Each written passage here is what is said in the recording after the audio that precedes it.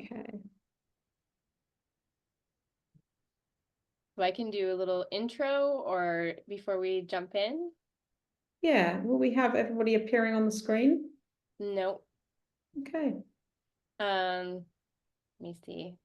We had quite a few people register, so they're slowly coming in, and then I'll just do a little intro for you, and then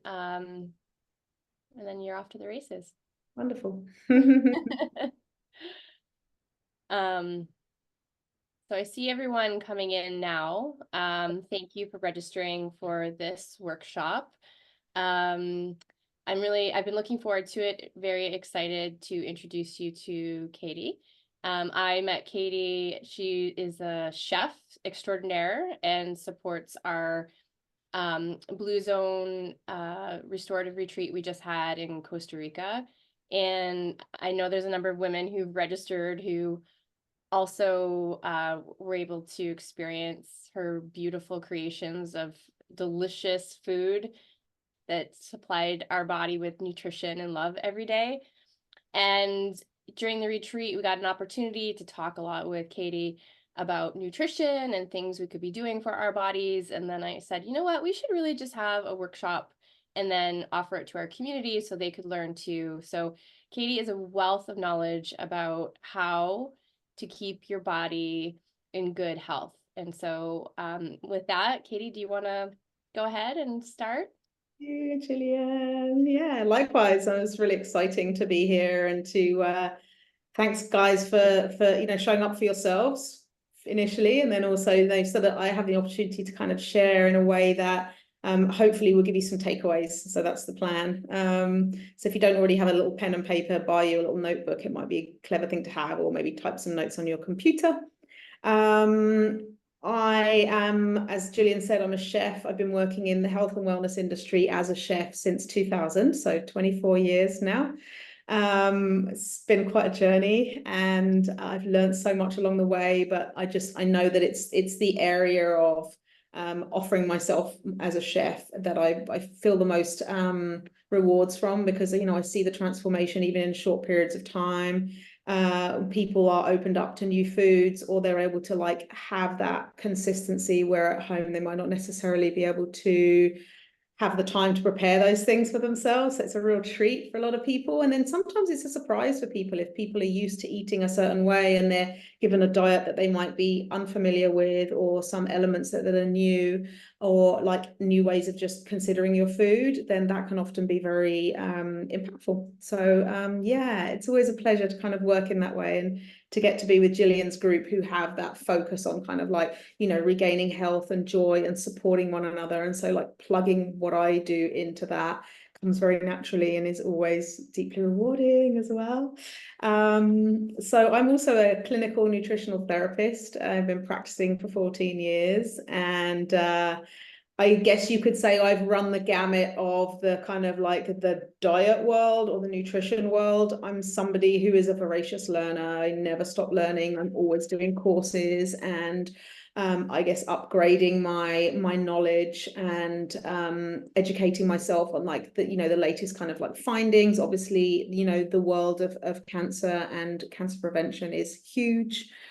Given the statistics around the world. So, and also an appreciable amount of my clients are people who have dealt with or are dealing with diagnosis of some description. So it's something that I've kind of like really kind of dialed into myself. And obviously, it's not exclusive from any other pathology. We work with the nutrition, we work with the understanding of how to keep the body healthy, to avoid all dis-ease in the body, to kind of look towards optimizing how we can like maintain our health and energy levels and all the things we love to enjoy.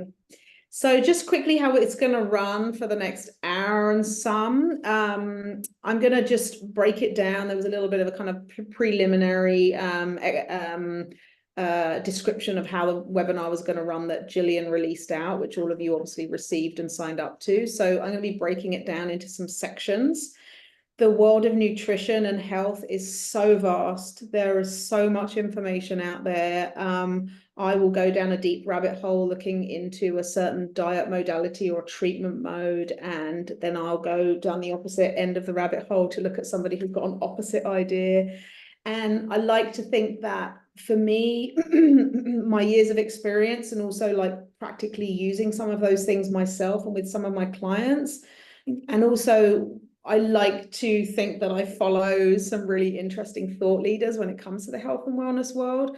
So I'm able to distill that information down and bring it into kind of more assimilable portion sizes in terms of like the takeaways, as I mentioned earlier, that you can expect to have after this webinar. So I'll be breaking things down into some similar components, some smaller components, so that you know, you get an idea of like where the most essential areas are, because again, although the information out there is vast, it's like, where do I begin? What's the most important? How can it be more applicable across the board as opposed to something that's very specific for a specific kind of person? So the idea is that this webinar is going to give that more kind of general overview, but also it's kind of packing it's like a superfood of information. It's packing a lot of punch for a little bit of time. So we'll talk, you know, I'll do it as a presentation. So I'm going to be going through some points. I will spend a little bit of time on some key areas. And then after about 40 minutes or so, I'll open it up for some questions. If you can keep those in a way like broad and not like super you focused so that other people can also benefit from the questions, that would be super helpful. But obviously, if there's something specific that you don't understand or you need some clarification on in terms of what I've been offering information wise, please feel free to ask, because there might be other people that are also unclear on those points.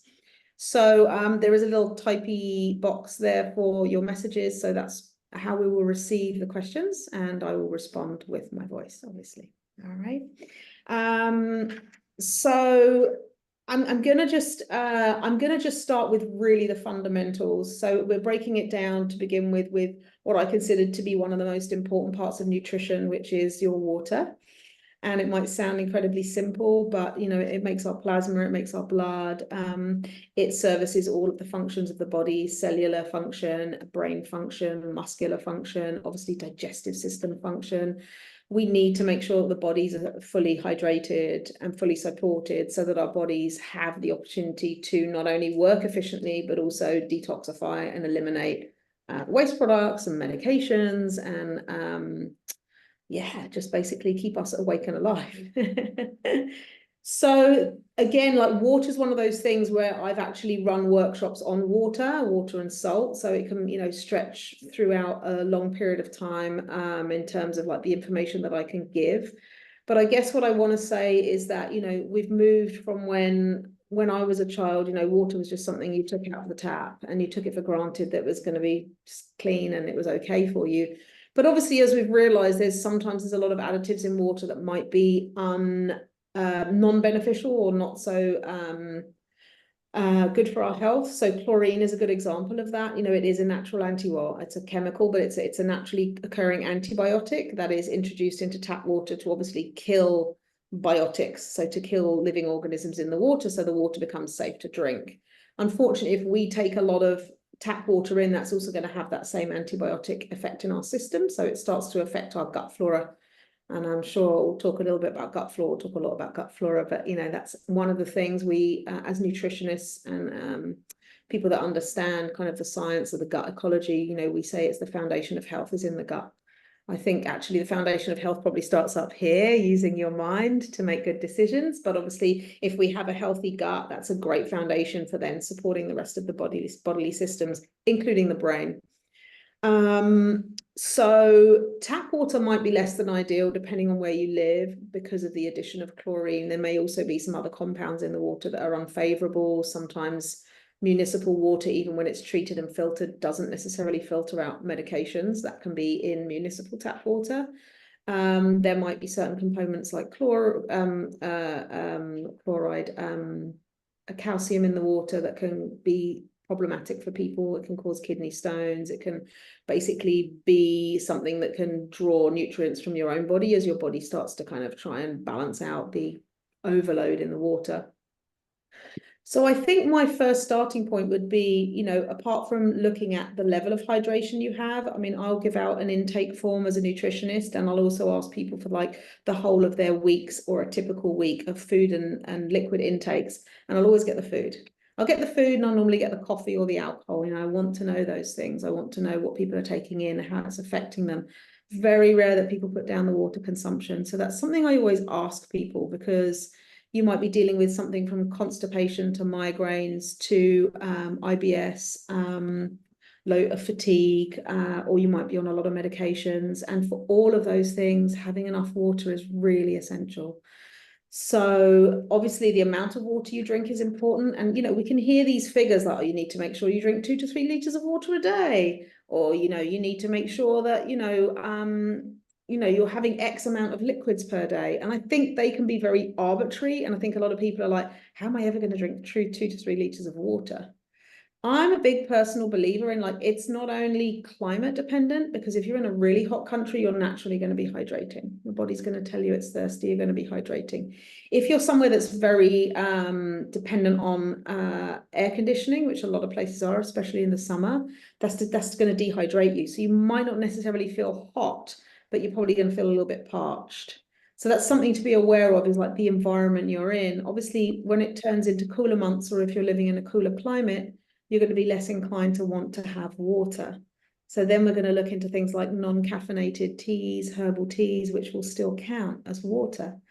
Fruit juice can count, but obviously it does have the addition of like the sugar component. So when we're looking at water, what I'm specifically talking about is something that doesn't have an additional calorific value in it. So something that isn't a fruit juice, something that doesn't have caffeine, something that doesn't have alcohol.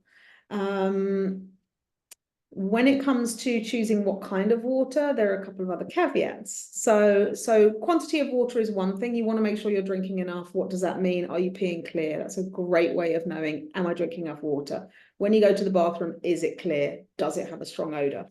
If it's not clear and you haven't been taking funky supplements that make your pee super orange, which can happen, if it's not clear, it's a good indication that you could probably up your hydration. Same thing you can do, to do like a pinch test on your skin. And if that kind of, if the skin stays a little bit kind of, wrinkled as you pinch it, or takes a long time to go down, that's a good indication you're not very well hydrated. Super simple ways to tell your own barometer. Likewise, if you're somebody who's prone to constipation or prone to headaches, that could be a good indication you're not getting enough water. So these are quite foundational things. In terms of like a really good practice for getting enough water in during the day, I love to front load my water. Who wants to wake up in the night 3 times to pee? Not me. And often, like, that'll be a thing, is like, well, if I drink too late in the day, if I have liquid too late in the day, I'm going to be up all night peeing. So I like to think about front loading water. So in the morning, if you can, a really great practice is to get into, like, the first thing you have in the morning is actually water. So not coffee, as most of us will reach for like a caffeinated drink. It's like, you want to wake up, you want to give the body that kind of like kickstart. It can actually be in lots of regards detrimental, because it's a diuretic. So it can start your body losing liquids before it's even had a chance to kind of rehydrate. And it also has a little bit of a negative impact on the adrenal glands, especially if it's like the first thing you do first thing in the morning. You haven't had a chance to kind of wake up, and the body hasn't had a chance to kind of calibrate to being in a new day, and you're kind of kick-starting it with caffeine. That can just be a little bit like starting a car inside the garage. It can be a bit kind of like disruptive to the organism. So in the morning, I would highly recommend getting a nice big cup. So this is my Yeti cup. I don't use this Yeti cup necessarily. It's about the size of the drink of water I have. So I guess it's about 12 ounces, something like that, 12 to 16 ounces of water. I have mine warm. I have a warm water. So it's kind of, it's not boiling hot. And I always put in a squeeze of half a lemon or lime and a little pinch of salt. Why do I do that? So the lime is very alkalizing. It helps to, again, stimulate that kind of like release of toxins from the body. It's a gentle purgative, very gentle purgative for the liver. So it can help the body, the liver, to release the byproducts from our hormonal system that has been sort of processing all of its waste products over the night. And it also stimulates the digestive system to release. So not only urine, but also it helps us to go to the bathroom. So the lemon's really good for those things. It also alkalizes the digestive system. So it's really good for like stimulating digestive juices and just kind of having everything optimal to start receiving nourishment in the morning. The pinch of salt is actually there to help us with our mineral balance. Minerals is something I'll go into next, but it's there to help us with our mineral balance. And it's also really good to support the adrenal function. So it sounds like a bit of a weird thing. Why would I want to drink salty water? But we're talking like a small pinch, like a 1/6 of a teaspoon or an 1/8 of a teaspoon. So a pinch of salt in that amount of water, stir it around, add your half a lemon or lime, and just sip that as you're kind of getting your coffee ready.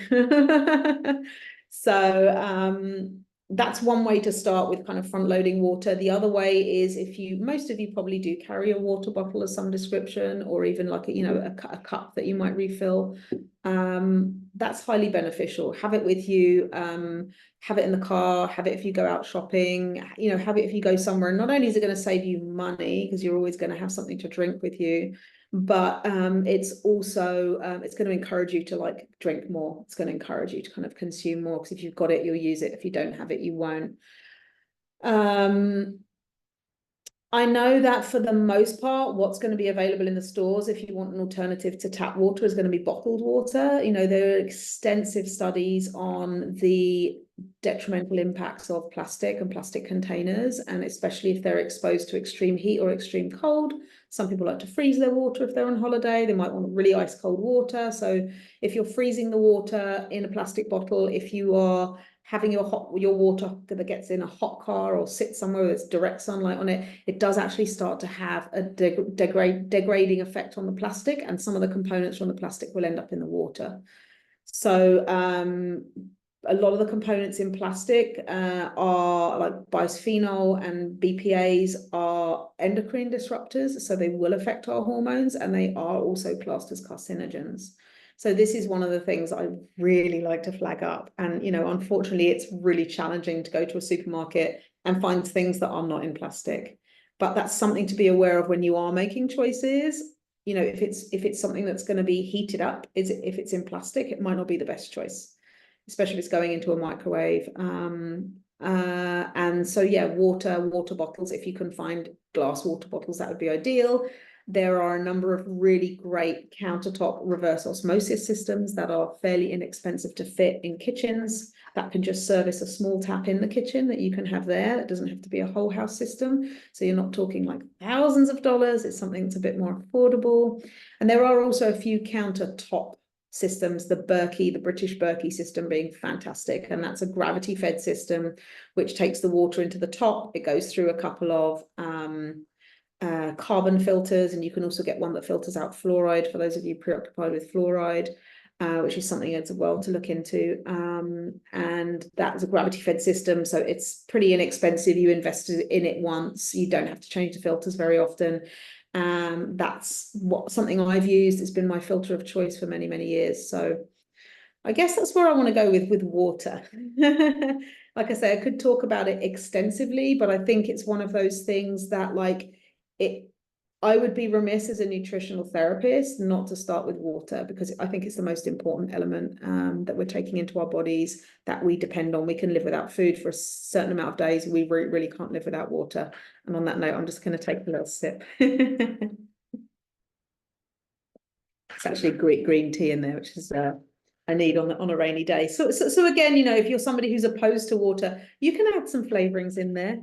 You can do, you've got the herb teas, which you can use as an iced tea. You can make a non-caffeinated iced tea in the morning. You can you can steep fruit in water. You can have a couple of chunks of pineapple or some oranges or like some strawberries, and you get a little naturally infused water. The issue with buying those things in bottles, again, is like, how do you know where the water's even come from? They've analysed a lot of the bottled water, and a lot of it is actually tap water, or it's been filtered in a way that like you're really getting a very dead. It's a processed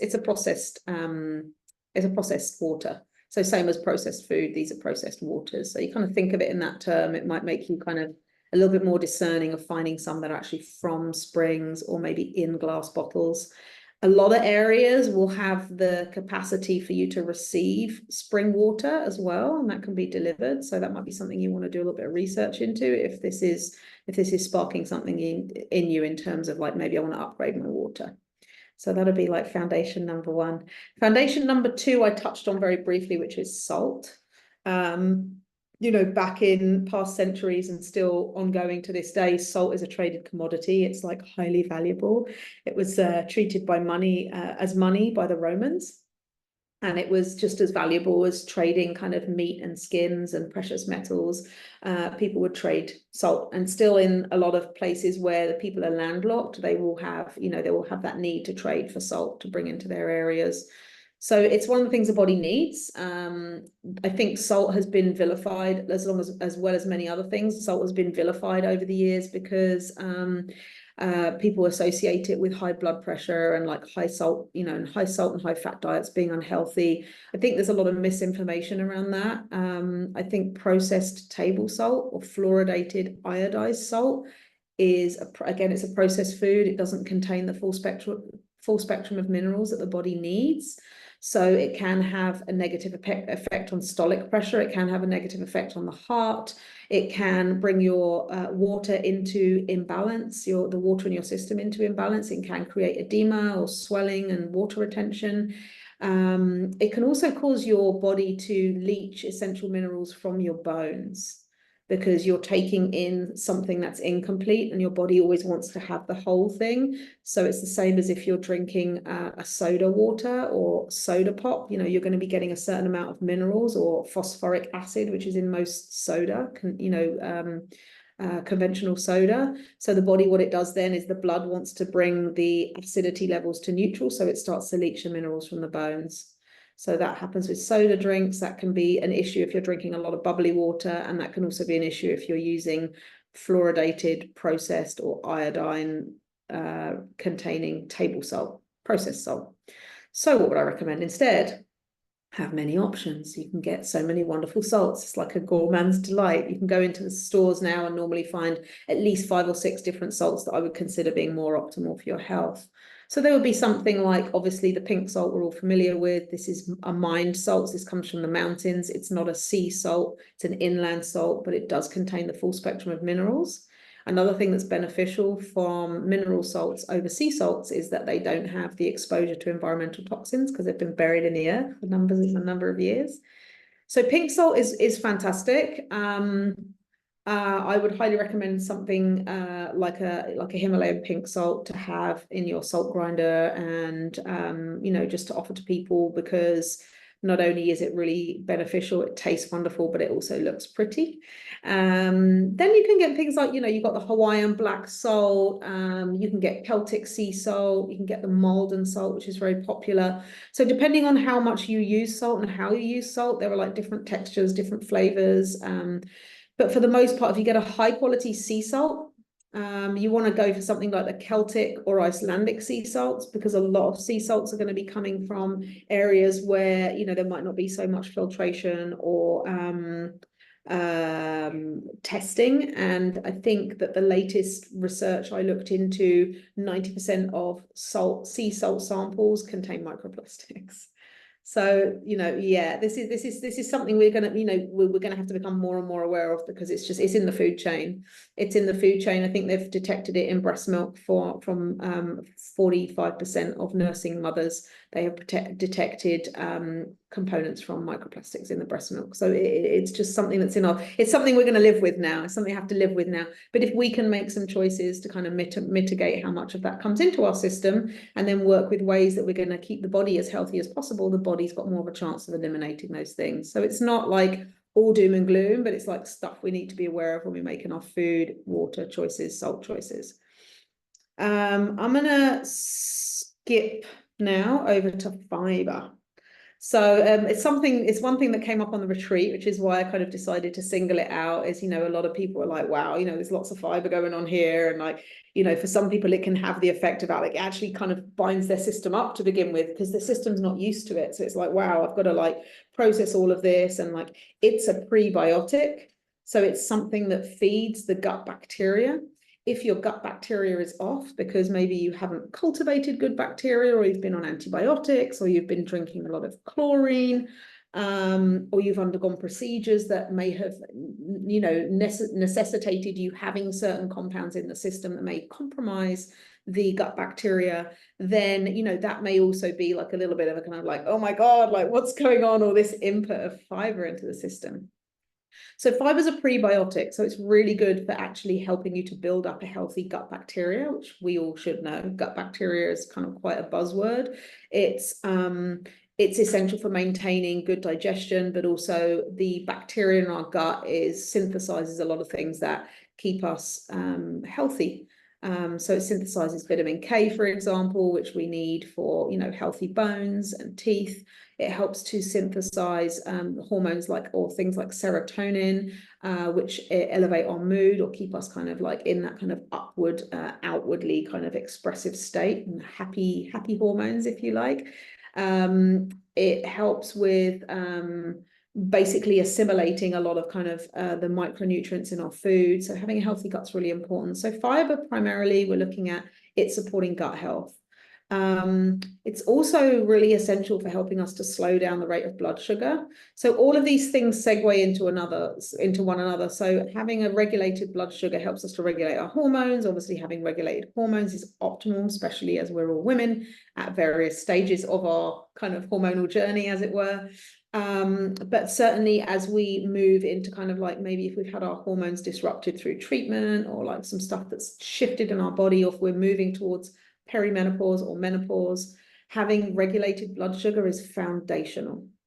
So it does segue into the other things I'm going to talk about, into why it's really, really important to have regulated blood sugar. So fiber is really good for the prebiotics, for our probiotics, for regulating blood sugar.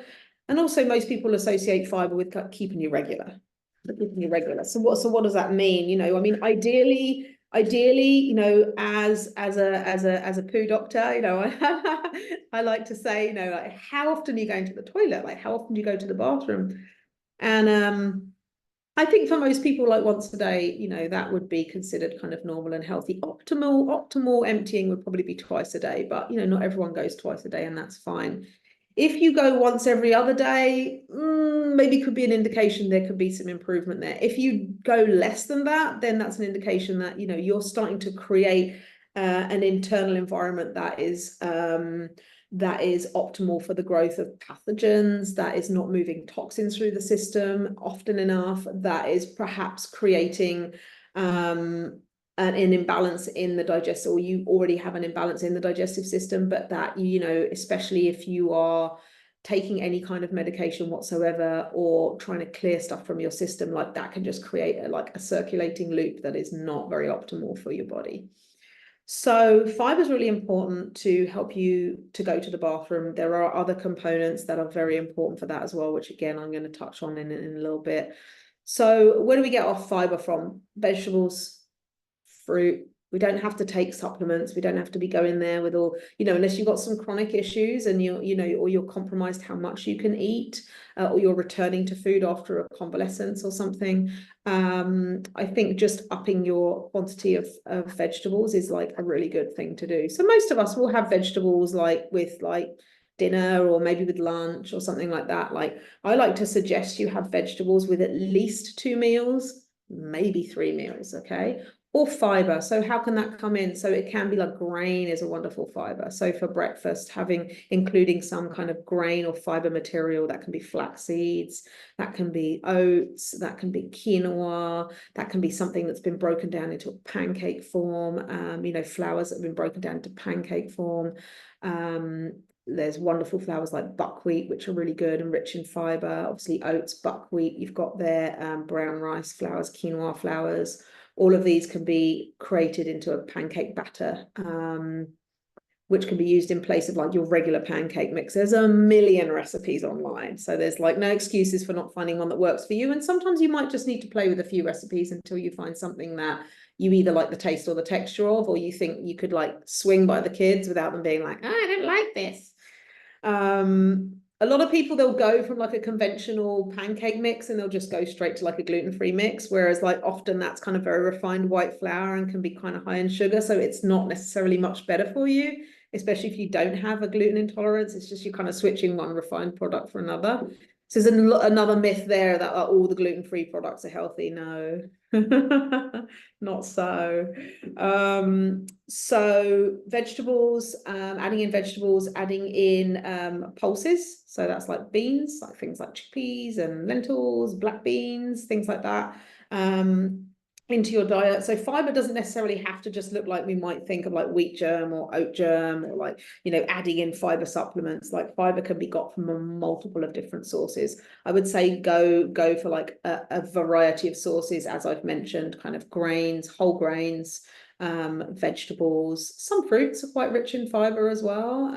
Things that I guess need a bit more chewing, like apples got pretty good, you know, fiber in there. Apples and pears, plums, you've got dried fruit, you've got figs, apricots, prunes, all of those are wonderful. They're great to snack on if you've got a sweet tooth. They're great to add into smoothies instead of like dates or honey, you know, adding in some dried fruit, which have other minerals and nutrients in them. Great ways to get fiber. So a lot of people kind of skip over the dried fruit because like it's maybe just you're not so familiar with it, but that's a wonderful alternative sweetener if you are wanting something that's quick and easy. So smoothies are a great way to get your fiber in the morning, and you might want to add in a couple of scoops of, you know, your protein powder or whatever, and then put some dried fruit in there, put some nuts in there, you know, use the whole ingredients. Get familiar with what you're putting into your body. And obviously the body likes to have whole foods. So the more whole your food is, the more fiber you'll get. So I think that's where we are on fiber. The macro myths, I'd like to just touch into the macro myths a little bit. I am not one of these people that really goes big down the calorie rabbit hole. I think it can be very misleading. I think it can be dangerous. I think it can lead to unhealthy eating habits and patterns and obsessions. And I think, like I said earlier, there's such a wealth of information out there. There's such a lot of contradictory information out there that it can be very frustrating. If you're trying to really work out what to do, what's going to be best for your body, I think there's so much conflicting information that I think people give up before they start because they don't know really what they're doing right or wrong. So just to kind of like break it down so that it's more applicable to everybody, I'm going to say that like a healthy diet should consist of protein, carbohydrates, and healthy fats. All right. So if you are obviously, again, navigating something that requires like a treatment protocol, some of you might have explored the ketogenic diet, which has been researched quite extensively when it comes to kind of like recovering from and treating cancer, especially certain types of estrogenic related cancers. There's been a lot of studies to do with that. So that might be something you want to look into yourself. There is a lot of information around that, and there is information and studies to show that it has been efficacious in treating certain forms of cancer as an adjunct to other therapies that are being administered. So the ketogenic diet would focus on really just reducing or eliminating carbohydrates and focusing on more protein and fats in the diet. So that's kind of what the keto diet is. I wouldn't recommend that as an overall diet to follow for a long term. I wouldn't recommend a vegan diet long term. I wouldn't recommend a paleo diet long term. I wouldn't recommend a carnivore diet long term. I wouldn't recommend any of them long term. I think that when you're going to something that's going to be restricting a certain macro, or not so much the micros, but more like a macronutrient, like you're trying to cut fat out of your diet, which is really bad news, really old science, really old nutrition. Like a lot of people still go for the low fat stuff. They'll go for like low fat Greek yogurt and like low fat milk, and like, you know, they'll go for all the low fat stuff. Like that doesn't really actually benefit you in any way, because you're removing components of the whole food, which in this case would be lactose for the most part, that are going to help to your body to assimilate and synergize the nutrients that are in there. So don't be afraid of fat, I guess is what I'm saying. So don't be afraid of carbohydrates. Don't be afraid of fat. When we're looking at carbohydrates, obviously I'm going to say some stuff that is not going to be new to most of you, I hope, but we want to look at minimizing refined carbohydrates. So that's like anything that's like white and powdery. So white powdery sugar, white powdery things that make up like pasta, refined things that are made into like biscuit form or cake form or bread form. So anything that's refined, anything that's been broken down and refined, I kind of equate it to like, you know, the white powder. White powder's no bueno, it's no good, you know. So sometimes people will say, you know, what diet would you just recommend that everybody should have? And I'm like, go on the anti-white diet. And I'm not talking about cauliflower, like we'll let cauliflower sneak in, or full fat Greek yogurt, but like let's look at reducing the amount of refined white flour products that we purchase and have in our house, or looking at the ones we do have and we have been having for a long period of time, and starting to slowly look at how we can replace those, how we can like find substitutes. So for example, pasta, it's going to be a family favorite, especially if you have kids. It's one of those ones going to be a really hard one to switch up for some people, but there are so many amazing, delicious alternatives that will bring in other grains, that will bring in legumes. There's ones that are made from like red lentils or chickpeas or pea or brown rice or quinoa. So there are lots of alternatives. And what I would encourage you to do is to look at the alternatives. Again, switching out for a gluten-free one, unless you have celiac disease or have a strong gluten intolerance, doesn't really benefit, because normally it's like a refined white rice and corn anyway. But having something that's got like maybe buckwheat flour in or quinoa flour in, then you're going to be like upping your protein and upping your fiber. So there'd be a couple of points I would kind of look at when it comes to like refined white. And obviously then, you know, the other big refined white, which is the elephant in the room, which is public enemy number one for a nutritionist, or for anyone who's trying to keep their body healthy, is sugar. And it is the most addictive substance on the planet.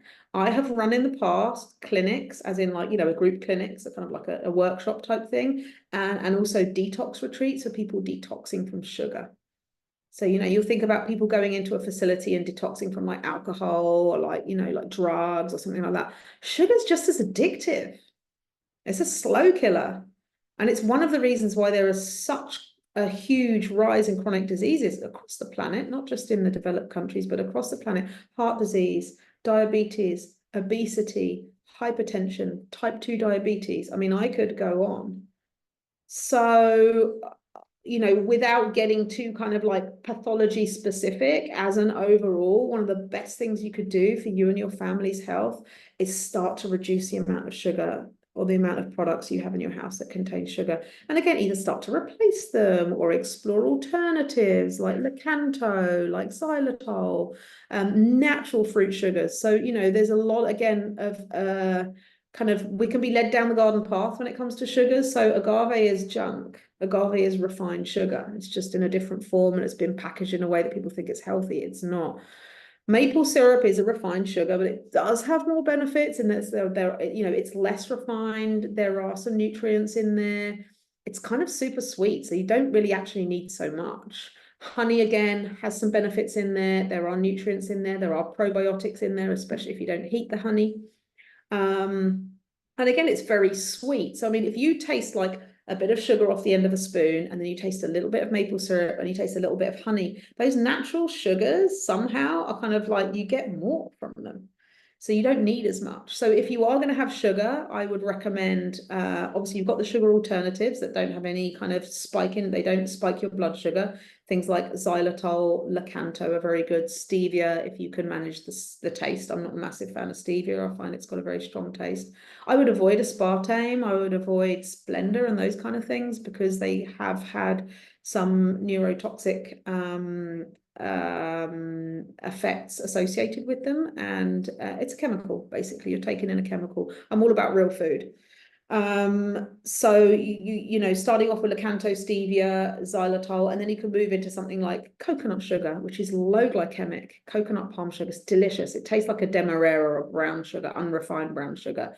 You don't need so much. It's really delicious. It's got minerals in it. Yes, it's a little bit more expensive, but hey, if it's cheap and readily available and you're going to be having loads of it and it's not good for you anyway, then let's just have less of it and spend a little bit more money. So, you know, again, it's like what I'm trying to kind of like identify here are the things that are going to give you the most bang for your buck, and the things that you can start to approach at home fairly easily. When you, if and as and when you bake, you can explore with just like reducing the amount of sugar in your ingredients. I do a lot of baking, and I do use sugar, and I use mostly raw demerara sugar or raw cane sugar. And I will normally reduce it to a third or a half of what the recipe says, and the cakes and cookies still taste delicious. People don't notice. People think they're delicious. So I know for a fact that most sugary, for me, if I'm going to buy stuff off the shelf or go to a bakery or something, I can normally not even finish it because it's so sugary. So empty calories as well. Sugar is an empty calorie. It doesn't really have any nutrients. It will give you a little bit of kind of like calorific energy, but that also can be very negative because often you're having it in association with a carbohydrate, flour product or something like that, or in a soda drink or something. So it's kind of got like a double compounding impact on not only your glucose and blood sugar, but you're possibly taking it when you really don't need it. It's like if we're hungry, I mean, unless we're kind of like trying to get a snack in us, if we're hungry, we're not going to necessarily eat a bag of cookies to satisfy our nutritional needs. We're going to have our food, and then we might choose a dessert, or we might have our meals, and then we're going to have a snack. So if we're somebody that tends towards the sweet snacks, these are kind of like additional calories. So this is where I'm going to talk about calories and going to say that like these are sort of like they're negotiables in terms of like we don't really need them, we want them. So it's like, do I need it or do I want it? My body doesn't need it, but it wants it because I'm addicted and I like sweet things and I like sweet things and we all like sweet things. So when you're taking those calories in, often what happens is the body's storing them. So this is where we can be contributing towards perhaps unwanted body weight. So again, that's another kind of way to kind of start to kind of like lighten the load, as it were, and what we're taking into our body and why we're taking it in. And maybe start replacing the sweet tooth stuff with like a dark chocolate, which has got multiple different benefits, which I'm not going to go into here, but it has got many benefits. So 80% dark chocolate, for example. Or a chocolate that contains coconut sugar as opposed to refined sugar. We can go for the dried fruit, as I mentioned earlier. If we are going to go for sweeter things, we're going to want like a banana or a mango or maybe some dates or something like that. You can slow down the rate of sugar absorption by eating a few nuts or seeds along with that. So again, you're getting a little protein boost, you're getting some healthy fats, and then you're also slowing down the rate of blood sugar. I'm going to skip now into fats. I'm going to go on fats really briefly. Protein, I think you all hopefully are eating plenty of protein. Certainly as we get a little bit older, women need to make sure they're getting enough protein. So you want to make sure that you are eating between, I would say 28 to 30 grams of protein a day, mass or menos, maybe a little bit more. If you're moving more into the menopausal kind of phases, you might want to up your protein, reduce the carbohydrate and adjust your protein. And that can look like eggs, fish, beans, lentils, nuts, seeds, full fat dairy products, poultry, any of those things. I'm not going to vilify any one thing or the other. One thing I will do is, if it's possible, if it's within your means, look towards getting grass-fed, cage-free, and organic. So they're kind of like, and do it in increments. Find the thing you eat the most. If the thing you eat the most is eggs, go for organic eggs. And if you don't eat so much meat, everybody's economy is going to look different. So what I would say is try not to economize in those areas where you're going to be getting your most nutrition. So if you're somebody who eats a lot of eggs or you eat a lot of chicken, like go organic if you can. You eat whatever your food eats, you're eating that. So if your food was eating like really crappy GMO kind of like corn and cheap food, then that's what you're going to be assimilating in. So it's kind of looking at food a little bit further down the line than just what arrives on your plate. Fats I'm going to touch on briefly. I would say that I'm a geek when it comes to fats. I eat a very high fat diet. I love fat. Not everybody can assimilate fat so easily. Some people have gallbladder stuff going on. Some people find that get a lot of fat can repeat on them. So when I talk about fats, I'm not talking about like fatty fried food and stuff like that. Although like sometimes that tastes nice, whatever. But I'm talking about like high density, high fat foods, examples being avocados, coconut, Brazil nuts, any of the nuts really. I'm not a massive fan of peanuts, but any of the nuts. Peanuts can have some issues. Full fat dairy products, butter, ghee, olive oil, coconut oil. So what you might notice about what that list is there is that maybe there's some fats I didn't mention. So I am not a huge proponent of vegetable fats, refined vegetable fats in any way, shape or form, with the exception being, as I mentioned, coconut oil and olive oil. So they would be ideally cold-pressed coconut oil, cold-pressed olive oil, the coconut oil being used for cooking, the ghee or butter being used for cooking. If you're roasting things in the oven, you might want to look into using like a tallow or a beef tallow, beef fat. Refined vegetable fats, again, we're going down the refined route. You know, for me, refined is a dirty word. Refined vegetable fats have been treated at high heat. They've gone through a factory process. They're often coming from genetically modified crops, such as canola oil, which is rapeseed, which is the mustard family, corn oil, soya oil, even to a certain extent, the sunflower oils. So all of these have been highly processed, and all of them have been linked to the production of carcinogenic compounds in the body. So why is this important? A lot of the foods that we're buying that are processed foods that are coming off the shelf, cookies and chips, and you know, a lot of the stuff that's kind of going to be like associated with snack foods, they're going to have these oils in them. So this is where it's really good to start to look at labels, start to read the ingredients of what you're bringing in. And you know, okay, if you go out to a restaurant, you're going to order some fries, great. Let's employ the 80-20 rule. We don't want to live like monks. We don't want to be like, start getting really freaky on our food. We don't want to start coming down heavy on our family. We don't want to not enjoy life. But what I'm talking about is like the food choices you're going to make at home, the things you're going to bring into the house, where those fats might be hidden. So although you might be like, okay, you know, like, you know, we don't really have those things, but it's like, oh, they're in the popcorn and they're in the tortilla chips and like, you know, they're in the cookies, or they're in the breakfast cereal or whatever it is, a granola.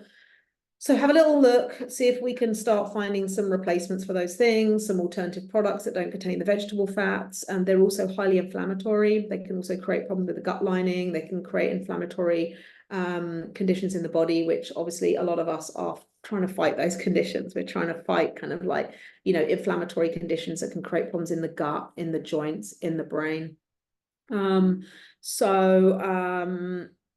Yeah, I would really stick to olive oil, coconut oil, butter, beef tallow, and have those for you know, for your main staples. Olive oil, a lot of you might be aware, if you have it at really high heat, that can also become denatured, that can also become slightly toxic.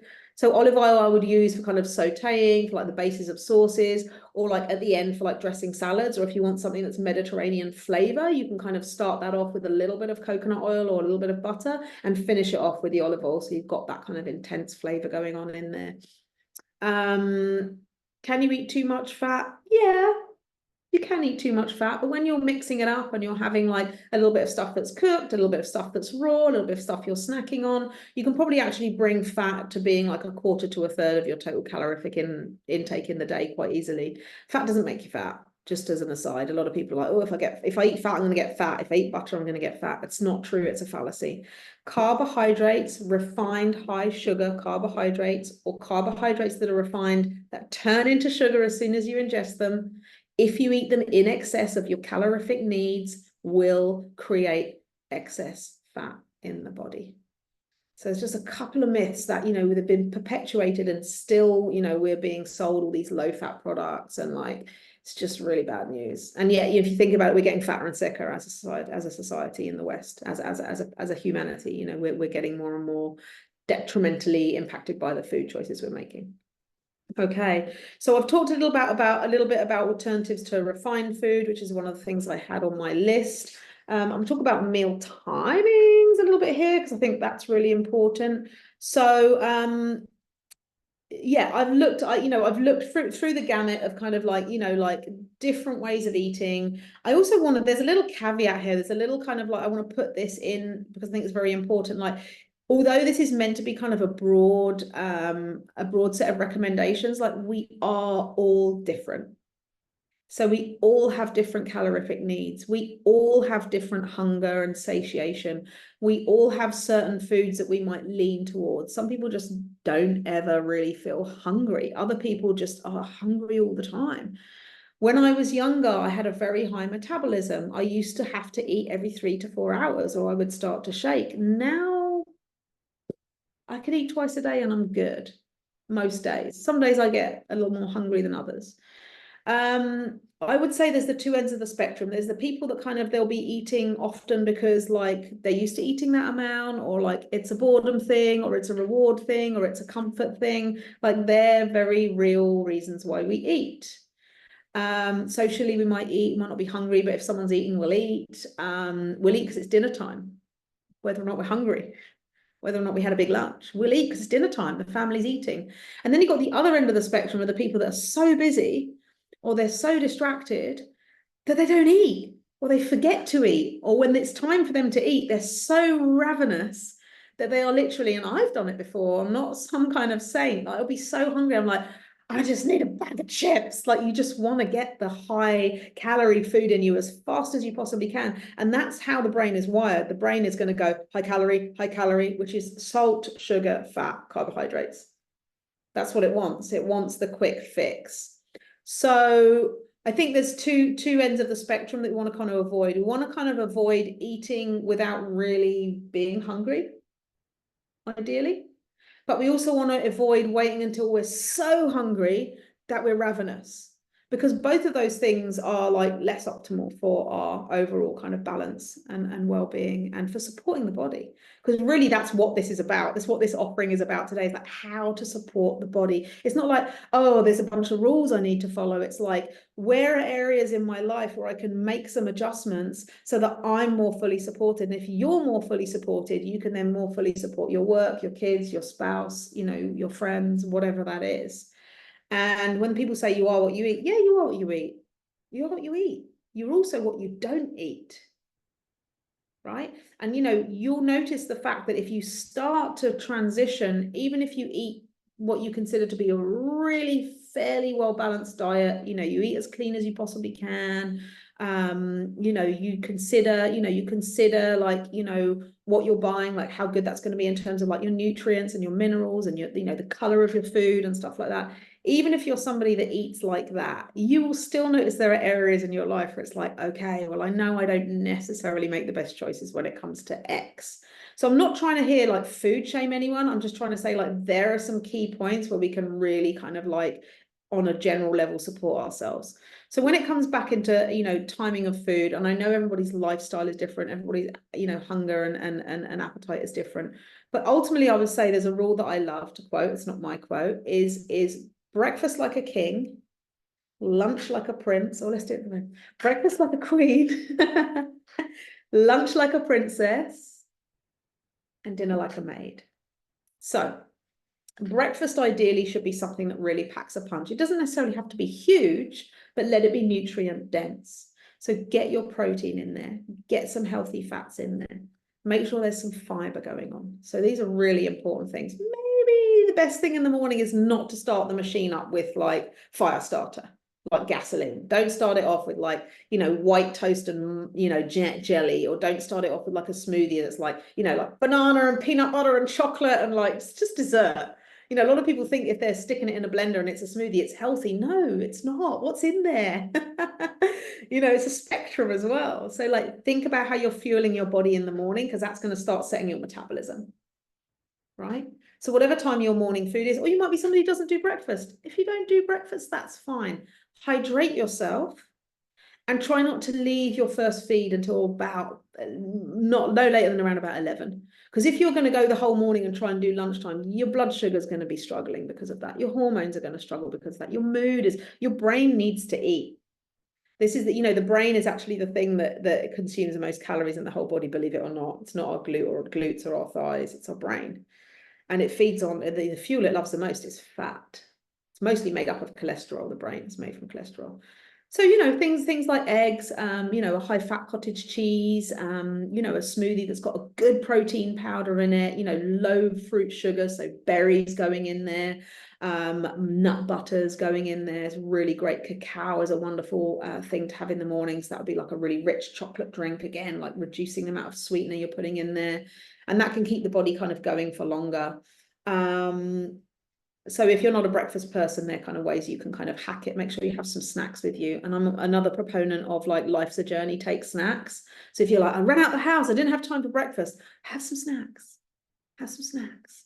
Have some seeds, some nuts, some dried fruit. Have a cookie that you've made yourself. It's like an oatmeal breakfast cookie. Have a jar of overnight oats. Have a smoothie you made the night before. If you know your day's going to go off to like a crazy start, if you're traveling, you've got to get the kids somewhere, you got, you know, early meetings, whatever it is, you're like, I don't have time for breakfast. Okay, well, the night before, have something you can take with you. Same as if you're traveling or you're going on a long car journey. have snacks. Just have snacks. And it saves you having to get caught out of being in an airport or a service station and just really having dead food and junk available. I mean, I've been there before and I'm just like, oh, I won't eat any of this stuff. Not only is it like really expensive, it's like, it's awful. It's really awful. So meal timings, lunchtime, ideally, if you can, make lunch substantial. If timing is a problem, again, look at like, how am I going to make it dense? You know, like, you're not just necessarily going to be able to get by on a salad. Like, have a salad, but have like a nice amount of protein there, and have a dressing that's got a good amount of fat in it. Have some olives in there, have some avocado in there, you know, like make it as kind of calorie dense as you can, in terms of like having something that's got a lot of vegetables, a lot of protein, and then your calories are coming from fats. Evening meal, you might want to temper that because, you know, you're cooking for the family. You might sit down, you might be a family that likes to have a traditional meal. So if you're doing that and you're somebody that really wants to kind of steer it towards like, how am I going to support my system? Look at reducing the portion size a little bit. We eat way too much. In India, so the home of Ayurveda, and Ayurveda is really a medical system, or a kind of a health system that's based around the gut. So I love it as a nutritionist. I've studied Ayurvedic nutrition. They have something called the Anjalis. So the Anjalis is like, it means like the bowl. So this is an Anjali. This is the bowl. Anjali mudra is when you put your hands. This is the mudra of the Anjali, when you put your hands together in prayer. So the Anjali mudra is the bowl. And what they're saying is, when you close this and turn it into this is roughly the size of your stomach. So when your Anjali's open, it can receive. And when your Anjali's closed, it's kind of, you know, that's what it's full of. So if you think about, if you cup your hands now in front of you and look into that, that's pretty much like the size of your stomach when it's full of what it needs. You know, obviously, if you're eating, like, you're not just eating popcorn. The popcorn's yummy, but it's one of those things that fills you up fast. But, you know, if you're eating a meal, like, say, for example, you know, like a bowl of food, that's pretty much what your body needs, is one Anjali. Most of us eat more than that. Quite a lot more, you know, which is great. And go back to the 80-20 rule. You might go out and you might be having a dinner, or you might be at somebody's house, or it might be like a celebration or something. You're going to have a starter, and have some nibbles, you know, you're going to have like your entree, and then you're going to have dessert, and then you're going to be, you know, whatever. And it's like, that's probably going to be a lot more than that. So 80-20 rule, like, there's always going to be time to go out, and we're going to like come away and be like, oh, I need a new pair of pants, like, kind of thing. And like, that can kind of feel kind of nice sometimes, to be like, we're really satiated. But on a regular basis, as a general rule, look at your portion size. And what does your plate want? You know, chuck the food pyramid out the window. It's such a load of nonsense. What does your plate want to look like? The base of your pyramid is basically going to be vegetables. Base of your pyramid is going to be vegetables. The next level of your pyramid is going to be protein. The top level of your pyramid is going to be a little bit of carbohydrates and, you know, and your healthy fats. And you could even, you know, you could even say, like, you know, your vegetables are going to constitute a lot of your carbohydrates, especially if you've got things in there like carrots and beets and pumpkin and stuff like that. So you've got a lot of kind of carbohydrates in there. I think, there's one other thing I would like to touch on, and then I'm going to just open it up because we're an hour in. I'm going to open it up for some questions in a minute. So one other thing I would like to touch on is something a lot of people don't really consider. Like, I'll often I'll go to sit down with someone for a meal, and they're like, what do you want to drink? I'll be like, oh, I'm okay. I don't drink with my meals. And that's a personal thing, but it's also like something I've studied, and you know, and it works for me. The reason I don't drink liquids with my meals, or if I do, occasionally I'll drink liquids with my meals, it'll be a little bit of room temperature water, or it'll be tea. If I go to a Chinese restaurant or a Japanese restaurant, I will sometimes have tea with my meals, a small amount of tea with my meals. And that's because, again, it's like, it will be sociable, it'll be a longer period of time. You can sip in your tea before your food. So drinking a lot of liquids with meals, and I'm talking about, like, it's not detrimental. If you're somebody who likes to have a drink of water, it helps you to get your food down, by all means have a drink. But try and avoid having like big things of really cold drink with your meals. Why? We've got something called our digestive or gastric juices. So our digestive juices, which actually start in the mouth. The digestion actually starts in the mouth with the saliva. The digestion starts before we even have any food. So it starts with our olfactory senses. We smell the food, it sends a signal to our brain, or we see the food, we smell the food, sends a signal to our brain, which sends a signal to our stomach, and our stomach starts to produce hydrochloric acid and like digestive gastric juices and digestive enzymes. and the digestion already starts. So before we put anything in our mouth, our digestive process is already like the generator's fired up. When we put our food in our mouth, so I'm going to segue into another little thing as well, we need to make sure we're chewing really well. Couple of reasons. One, digestion starts in the mouth. We start to break down the food in the mouth with the saliva, but we're also already pre-digesting the food, and we're preparing our stomach to take the food. So a lot of times, like, we're shoveling, we're eating quickly, we're inhaling the food, and it's like it doesn't necessarily get broken down enough for our bodies to be able to assimilate it all. So it's like our digestive capacity is reduced for that. So that's number one, chewing the food and thinking about like the rapidity or the speed of our eating. The other thing with the drinking is that as you're taking in liquids, especially if they're cold liquid will contract the villi or the lining of the digestive tract and the stomach, so that the glottis, the epiglottis, the tubes that go down to the pre-digestive area, the stomach, all of these areas are kind of like alive with like these little tiny kind of little anemones, these villi, and the lining of the stomach itself is kind of it's full of like blood vessels. You know, the food crosses across this barrier, and this gets shocked by the cold. So it gets shocked by the cold, so the blood vessels shrink, so they're not able to be as effective at bringing the food through. So again, it's really like compromising the digestive system. It's putting an extra burden on the digestive system, drinking cold beverages when you're eating. If you're drinking a lot when you're eating, you're having a beer, or you're like fizzy water, or, you know, whatever it is, soda, whatever it is like you're also diluting your digestive juices. So again, the capacity for your body to absorb the nutrients is reduced. All right. So maybe if you're somebody, as I said, who is used to drinking while you eat, like just have a little bit less. And you'll find if you chew your food more, there's more saliva in the mouth, it becomes more liquidy, it goes down. And it's the same thing if you're somebody who does do a lot of smoothies. If you're someone who has a diet that maybe includes smoothies, or you're doing a weight loss thing, or you're somebody who loves smoothies, or whatever it is, take them in slowly. Let them sit in your mouth. So, you know, rather than glugging it down with a straw, take a mouthful, let it mix with your saliva, swallow it, pause. Because otherwise it's like you've got all this kind of pre-chewed, in effect, pre-chewed food that can be quite nutrient dense that you're just introducing to your stomach without that process of chewing, which stimulates the gastric juices and breaks the food down, and without the mixing of the saliva, which also is a pre-digestive prerequisite for receiving food into the stomach. Hopefully that makes sense. So as you can see, I can kind of geek out on a lot of things, but like these are things that actually really make a big difference, especially if you have a sensitive stomach, or you're working to build up your digestive kind of fire, or you're working to restore your gut microbiome, or your beneficial gut bacteria. Obviously, you know all about probiotic foods, or if you don't, you want to think about probiotic foods. Even if you're taking antibiotics, it's still something that can be very beneficial. Fermented foods, yogurt, kefirs, kombucha to a certain degree.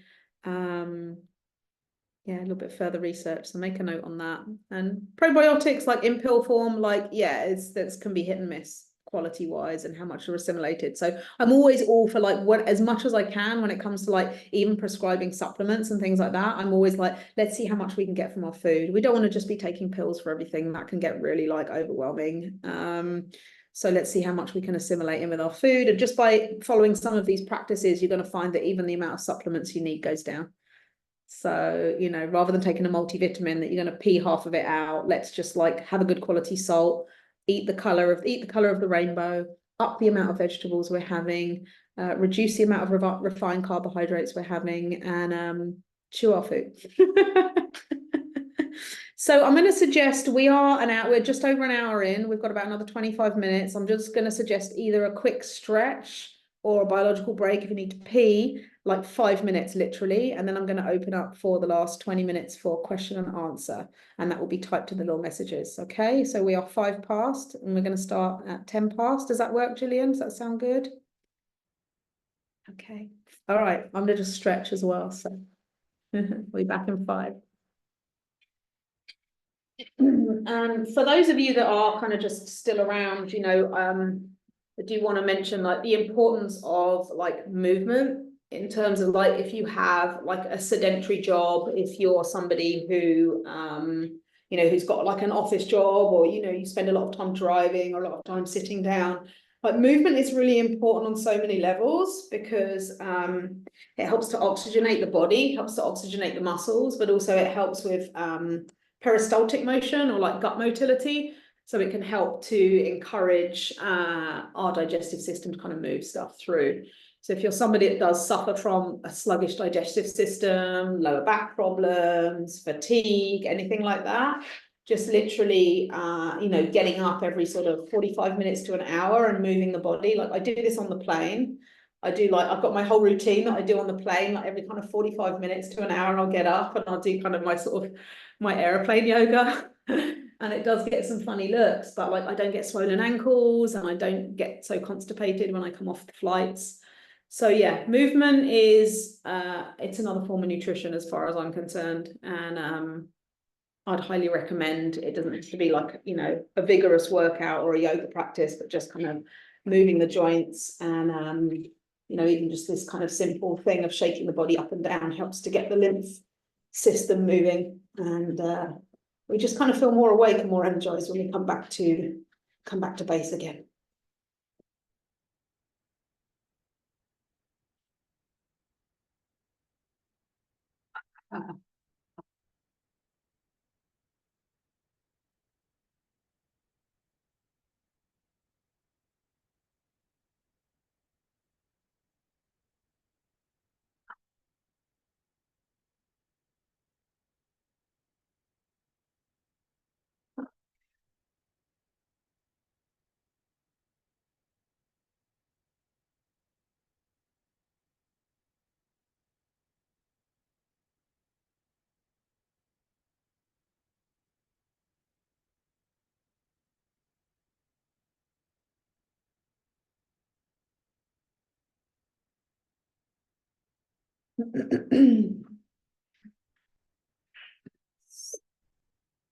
So I am gonna open up the little box in a minute for the questions and answers. And obviously it goes without saying, I don't know how many of you are on, but I might not get around to everybody's. But what I often find with these kind of things is that somebody will ask a question and it'll actually be relevant to a lot of people. So hopefully that will happen. Hopefully there will be kind of a little bit of a crossover in some of the questions. So if you've typed a question in and I don't get around to it, I'm apologizing in advance, but I'm going to get ready to hopefully answer as many as I possibly can. So just a couple of minutes and then but if you're here already and you have a question, feel free to type it in, so we got a little list I can work off there. While we're waiting, I have a question. Yeah. And just maybe you could speak to it a little bit. So for the last, I think I'm into my 3rd year of doing intermittent fasting. So I'll have my supper, my dinner, at family meal at, you know, between 6 and probably 7:30, and then I'll have lunch around lunchtime the next day. But I started to integrate in like a little small bowl of fruit around 11 o'clock because, just to your point, I could feel like an inability to focus. Yeah. But I'm wondering if you could speak about the benefits of that, of the fasting itself. Yeah. I mean, you know, fasting again is like it's a whole world within itself, and you can again do whole webinars on fasting. It's such a vast subject. I'm a huge proponent of fasting.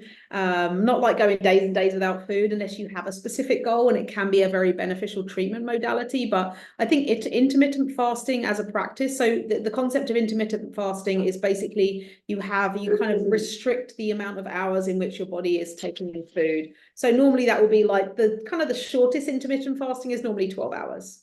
It'll be like, you know, like 8 a.m. to 8 p.m. or something like that, which most people can manage. But I think the ideal sweet spot is about 16 hours. Some people will narrow it down even more. There have been a lot of studies on intermittent fasting to show its effects on something called autophagy, which is basically where the cells in the body that might be like damaged or like, you know, less kind of like beneficial cells, so like mutated cells or damaged cells or cells that are kind of dying off or not like healthy cells. So autophagy is the process where these cells basically are released from the body, or the body kind of like speeds up its cellular turnover in that regard, but it's kind of selective. So it's not like, it's kind of almost the opposite to what happens if you do have an aggressive form of cancer, where the cells start to replicate and build up, but they're damaged cells. It's almost like the opposite of that. So it also it gives so that's kind of one of the mechanisms. It also gives the digestive system a rest, and our digestive system, of course, we're assimilating food, but it's also part of our waste processing system. So you've got like the liver and the kidneys, and obviously the colon and all that, but that they recycle all the waste compounds from our metabolic system, from our hormonal system, and they basically process those normally while we're sleeping. So normally it's kind of a nighttime thing, like the deep cleaners go in. So when you're intermittent fasting, because you're giving a bigger window for that deep cleaning to happen, you get more deep cleaned. So that's kind of a simple way of putting it. Like you've got there's more workers doing more work, and they've got more time to do the work. So it's more efficient.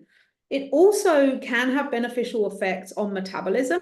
So it can make you more efficient at actually utilizing the food that you are putting in there. So it can encourage you to basically you're using the fuel you're putting in is getting utilized. So there's less storage going on. A lot of people report that it helps them to feel less fatigue. So you're depending less on that roller coaster of like caffeine and sugar, caffeine and sugar, caffeine and sugar. Like it gives you more of a smooth kind of run at things. So I'd say they're kind of like the main sort of like benefits that have been pulled out. And obviously there are like for specific cases, some people might be looking to like really build up lean body mass, muscle mass, or lose visceral fat, or fat that's kind of like more detrimental to the body, which we might not see because it's around our internal organs. When you're intermittent fasting, by its very nature, you are somewhat calorie restricting in a very safe and healthy way. So those extra bits that are in the body that are not necessarily start to get broken down because the body starts to use those up. So that's kind of like the sort of the kind of the parameters of it. And again, like intermittent fasting can be, you find your sweet spot. It can, for most people, it can be sustainable. And as soon as you're going in a window that's 12 hours or wider, you're in the intermittent band. And for most people, 12 to 14 hours is doable because you're going to spend 8 of those asleep anyway. So you're not intermittent fasting in your daytime. Most of it's done at night. So does that explain a little bit? Yeah, it's really helpful. And I find that, when I'm away on vacation or something where I get out of that sort of the schedule of it, I don't feel as good. I don't sleep as well. I really notice changes. And so I always look forward to getting back into the intermittent fasting itself. Would you say it's helped your digestive system to be more regular, like bathroom movements and stuff? I think so. And it's been very hard to, like, for me specifically, it's been a bit of a challenge because for so long I was on oral chemotherapy, and needing to have food in my stomach when I ingested that. So I just had to change the time at which I would take the oral chemotherapy. Right. Got it.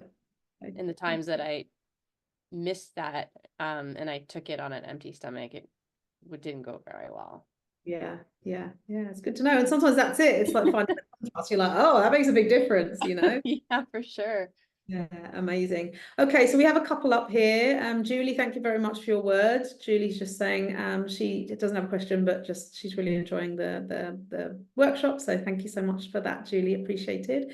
And then Colleen, hi. Colleen says menopausal food specifics. When getting to that time in your life, what would you suggest? Metabolism slows, suggestions. So I'm 48, 49, and very soon. I'm definitely in perimenopause. So like in a lot of my friends, a lot of my clients are in that kind of, huge sort of stage of fluctuation between their mid to late 40s and mid 50s. So, it's something that I've kind of really been sort of swatting up on over the last couple of years, because it seems to be something that's very relevant to not only myself, but my peers. There again, there's going to be some generalizations. Everybody's going to be different. Everybody's hormone levels are going to fluctuate at different rates. Everybody's history is different. So looking at menopausal specific foods, again, I think blood sugar regulation is really, really important. I think looking at probably, I think one of the key points that's been identified for like perimenopausal and menopausal. So menopausal is like after you've not had a period. Menopause is once you've had no period for 12 months. The minute you click into the just after your 12th month, then you're in menopause. Okay, that means that's done behind you. That epoch of your life is over. So increasing your protein intake, that's key. That's really key. And then, you know, with food, I think everything I've kind of discussed so far could generally employ those things, like looking at reducing refined carbohydrates and sugars, looking at frequency of eating. So, you know, again, kind of with the metabolism, like going into a more of a kind of like intermittent fasting window of eating can be really helpful, because then it does have a knock-on effect on the metabolism. You become more efficient at using the food. You become like, you're ready to eat, you're ready to assimilate. You're not kind of like, you know, we just eat way more than we need in modern day. We do, because it's around us and we can, and we have that luxury. Or even if we don't think we do, we're not doing the physical movements that we used to do that would burn that energy off. So in conjunction with taking in more protein, although it's not a food, the other thing, which I haven't touched on because it's not the focus of this, would be to alter the kind of movement that you do, and to look into doing a little bit more weight bearing, because you're going to be starting to get into a period of time where the body is going to start to catabolize or break down a little bit the muscle mass in the body. It's just a natural part of as we move through that process, the female body changes and we become more predisposed to retaining fat deposits, and our muscles start to kind of our muscle mass starts to decrease. So you need to redress that. It's a conscious effort to redress the reduction in our muscle mass. And how we need to do that is we need to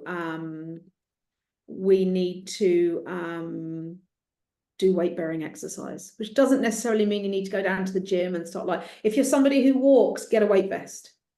If you're somebody, like if you walk the dog, get a weight vest. You can get a weight vest on. It's a lot better than a backpack because it's just more evenly distributed. If you're somebody that does yoga and Pilates, look at using ankle weights. Look at integrating little hand weights in. So you don't necessarily have to go down to the gym and like start like lifting heavy weights. Start small, but that way what's going to happen, because the muscles are also, you know, they're energy hungry, they're calorie hungry. So as you start to build a little more muscle, you will naturally start to boost your metabolism, because your metabolism will match it. So hopefully that, you know, the combination of those things of increasing protein, reducing refined carbohydrates, looking at your eating window, so 12 hours or less.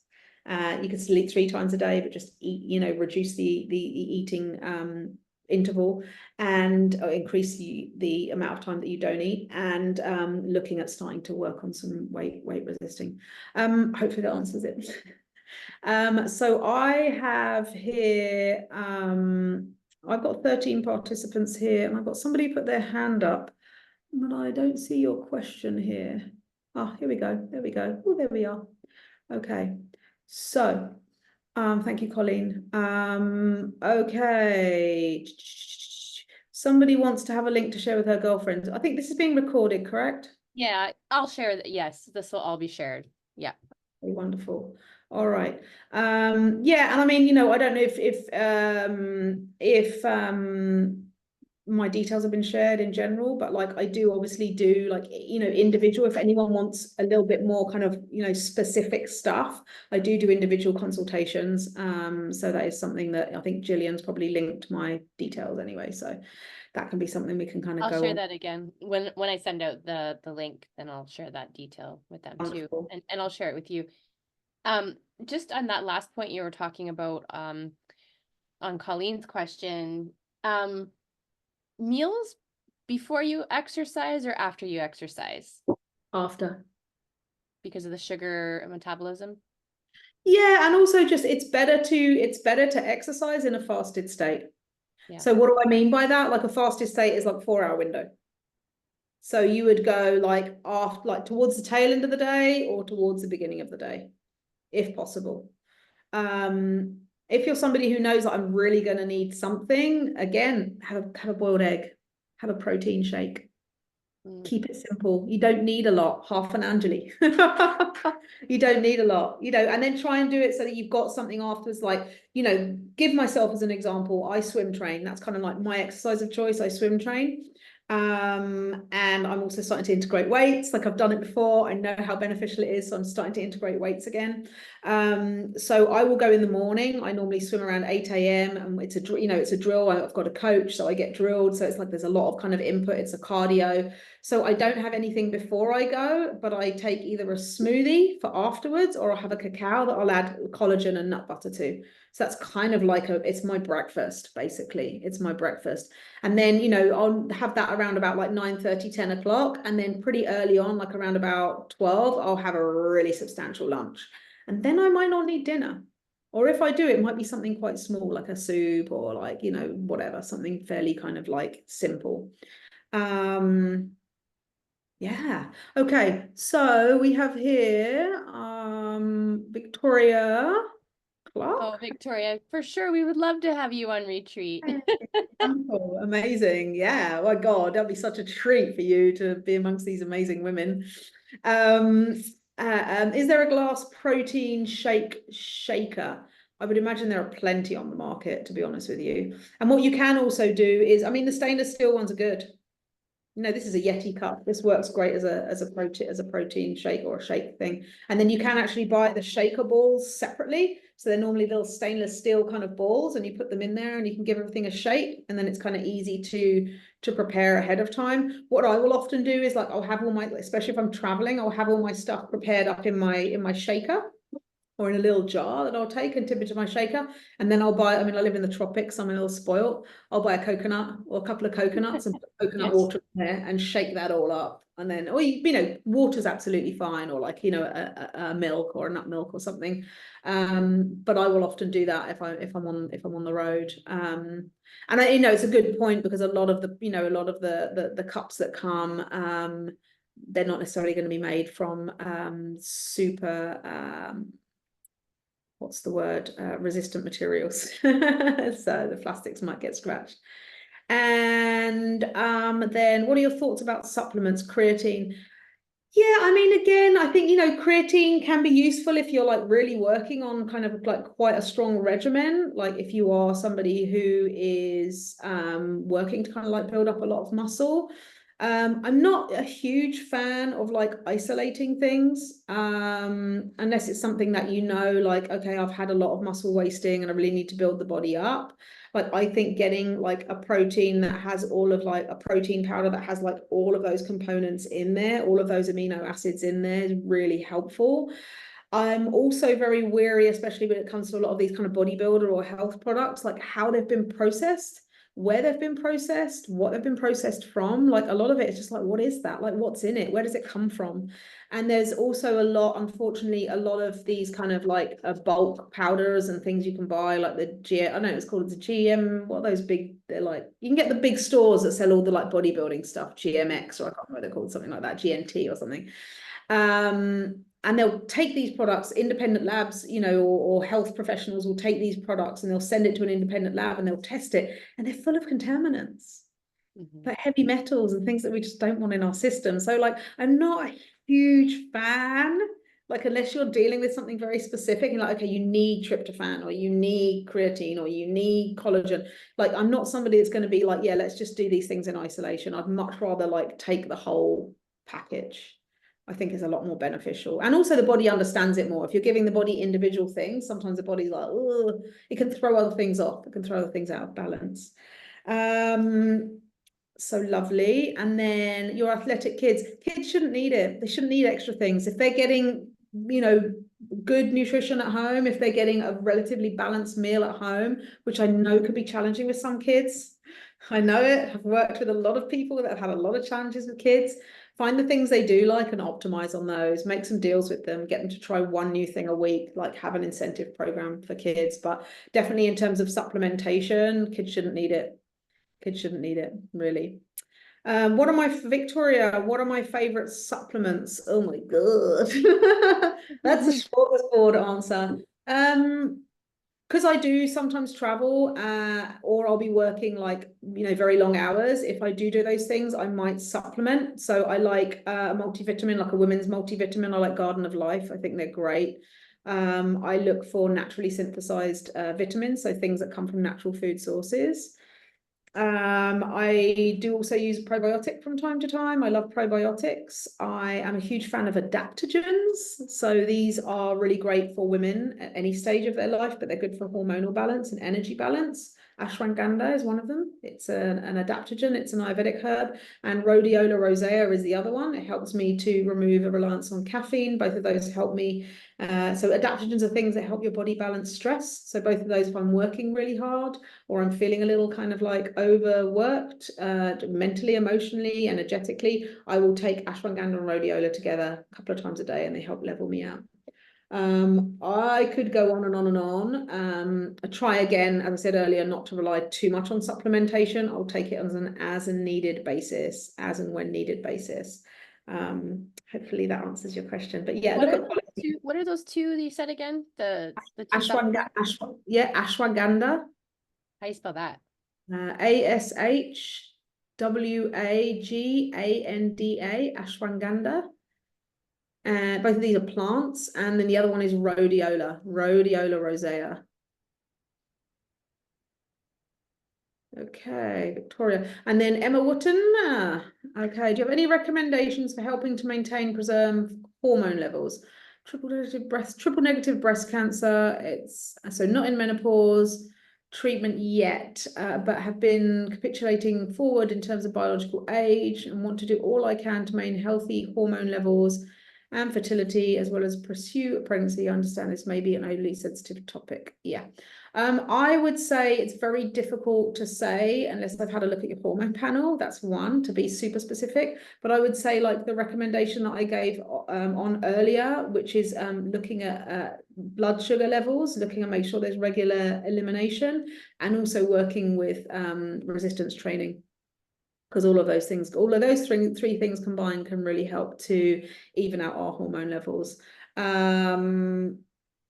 Yeah, if you're somebody who eats a lot of kind of dairy or meat products, some of those pig, even chicken, all of them, meat products, dairy products, again, a lot of those will have synthetic hormones, so you might want to look at those. And maybe opt for non-hormonal. You can get meat that are certified hormone-free and eggs that are certified hormone-free. I would look at those couple of things. And then obviously you've got your hormone disruptors, which will be, chemicals in the home, chemicals in body products, plastics. The list goes on. So looking at the things that might disrupt hormones would be my key suggestions for those.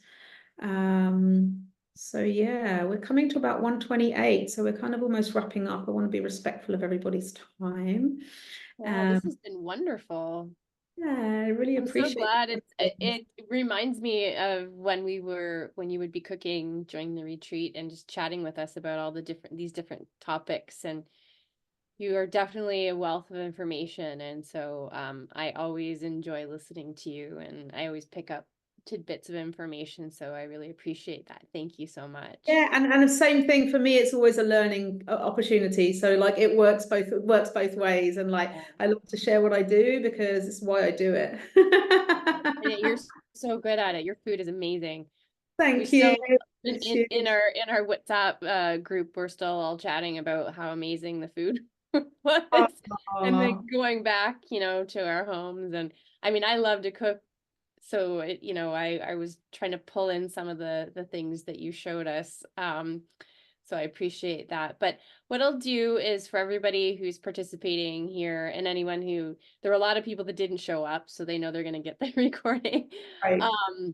I will share that, and then I'll also include Katy's information in case there's anybody who's interested in possibly reaching out to her directly to ask more questions, or for some counseling, guidance, support on nutrition.